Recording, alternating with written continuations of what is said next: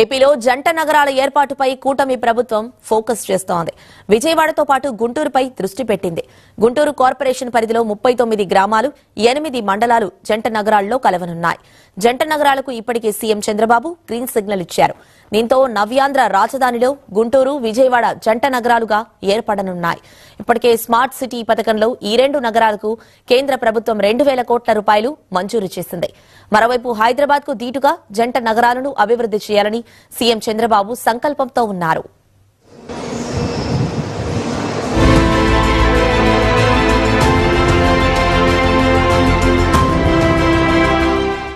గుంటూరు సమీపంలోని కొన్ని గ్రామాలు, మండలాలను కలిపి గ్రేటర్ గుంటూరుగా మార్చనున్నారు. దీనికి సంబంధించి ఇప్పటికే అధికారులు ప్రతిపాదనలను సిద్దం చేస్తున్నట్లు సమాచారం. గుంటూరు నగరం మున్సిపాలిటీగా ఏర్పడి 150 ఏళ్లవుతోంది. ఉత్సవాలకు సిద్దమవుతున్న తరుణంలో గ్రేటర్ గుంటూరుగా ఇక రూపాంతరం చెందనుంది.